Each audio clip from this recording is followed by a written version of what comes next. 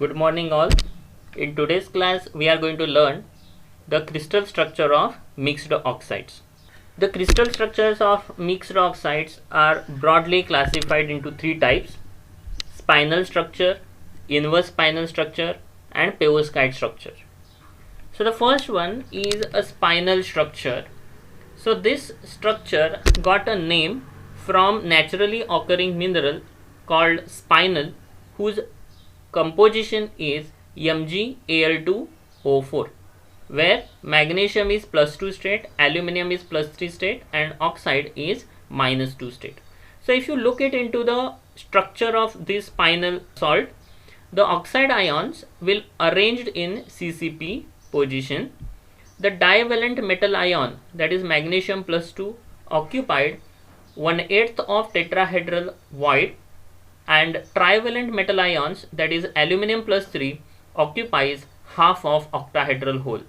So the general representation of spinel structure is AB2O4, where A is divalent metal ion and B is trivalent metal ion. Not only in this case, even with a different charge combination, we can expect a spinel structure. A may take +4 state along with B +2 state, or A with +6 states and B with +1 state also forms spinel structure. The second one is inverse spinel structure. It is represented as BAbO4. In this case, A is divalent ion and B is trivalent species. So in this case, oxide ion is arranged in CCP, and the half of B, as you can see in this particular formula, there are total two B atoms.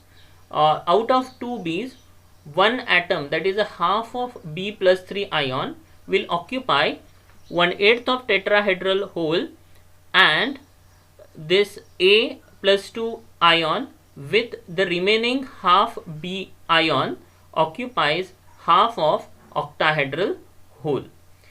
That means the B is going to occupy tetrahedral hole, and whatever is written in the bracket, that is A and B, both will occupy octahedral hole. So the A, if has a tendency to occupy octahedral hole, then we can get inverse spinel structure. Now instead of this A, if it has a tendency to occupy tetrahedral hole, then we get spinel structure. So the site selection is governed by relative change in crystal field stabilization energy in occupying A in octahedral and tetrahedral hole. That means we are going to calculate if the A occupies tetrahedral void or octahedral void, in which case it gets more crystal field stabilization energy. So that particular structure will be preferred in this particular mixed oxides. So if A is placed in octahedral hole instead of tetrahedral void, which brings more crystal field stabilization energy, it prefers inverse spinel structure, provided shifting of B from octahedral to tetrahedral will involve negligible change in crystal field stabilization energy. And that is possible when A, that is a divalent ion, is not in D5 and D10 configuration, and B should have D5 to D10 configuration. Means if A is not having D5 to D10 configuration, then you can expect some stable crystal field stabilization energy, and if B is in D5 to D10 condition, then you can see that there is no involvement of any change in crystal field stabilization energy, because we know that in a D5 and D10 condition, especially in case of weak field ligands, crystal field stabilization energy is 0, and as whether it is tetrahedral or octahedral, D5 and D10, both the configurations in a weak field ligands will show zero crystal field stabilization energy. So the B, when it change from octahedral to tetrahedral, it will not change any of its crystal field stabilization energy. So it prefers inverse spinel structure. Now as in this particular case, the A ion is transferring from tetrahedral to octahedral as we consider spinal to inverse spinal, and trivalent ion, that is a B plus 3 ion, will shift from octahedral to tetrahedral. So while calculating these crystal field stabilization energy, few rules we need to keep it into use. The first rule is the pairing energy is ignored.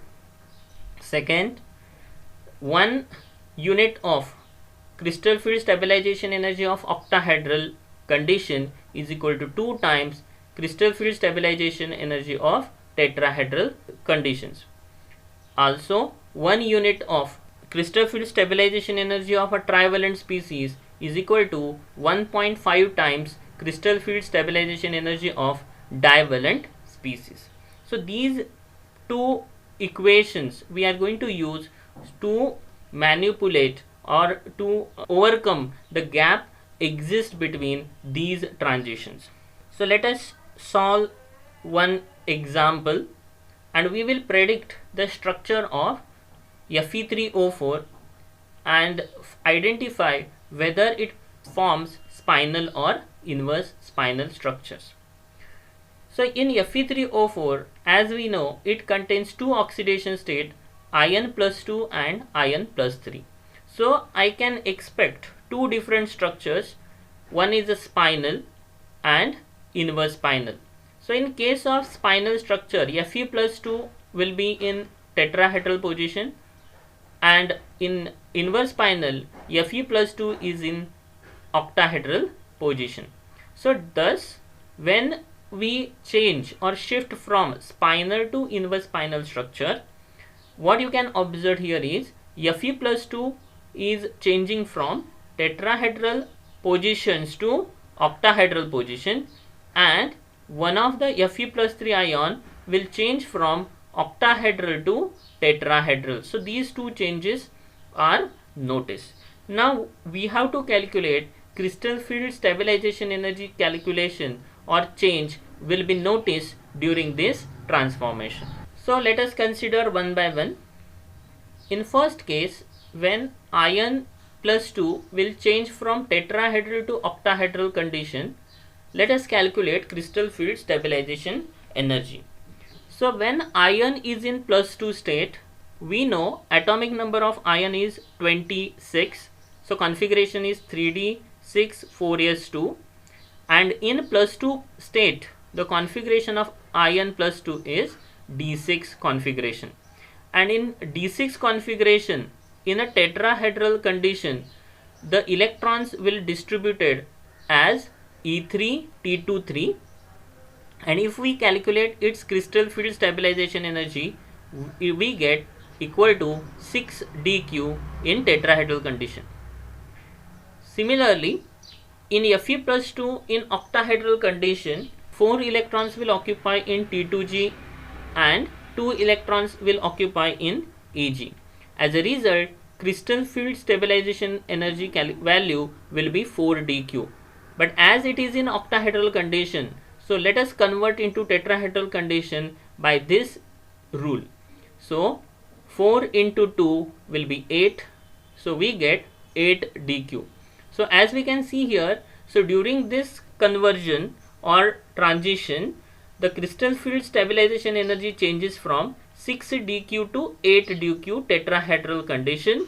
So there will be gain of 2 dq value in crystal field stabilization energy.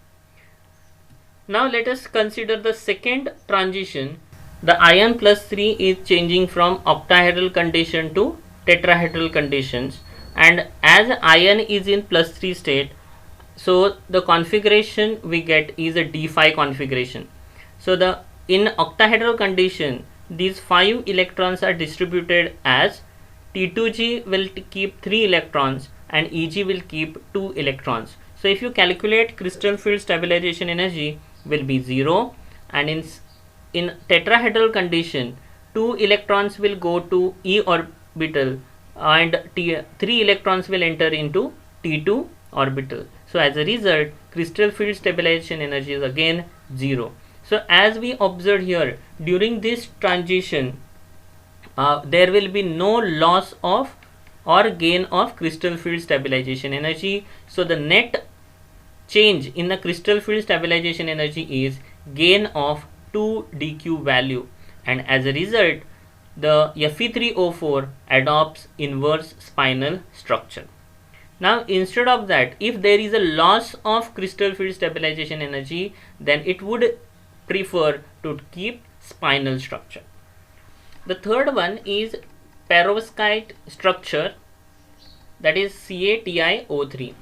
So in this particular structure, the oxide anion O-2 occupies with a large cation, that is Ca+2, in the FCC arrangement, and the octahedral void which is formed by O-2 ion is occupied by a smaller cation, that is Ti+4. So as we can see in this particular diagram, the calcium +2, which is represented by blue ball, is occupying at the corner of the cube, and O-2, which is represented by a red ball, occupies at a face centered position, and titanium +4 ion, which is the smallest cation, will occupy at the center of cube. This particular structure is called perovskite structure. For this you referred Fundamental Concept of Inorganic Chemistry by A.K. Das. Thank you.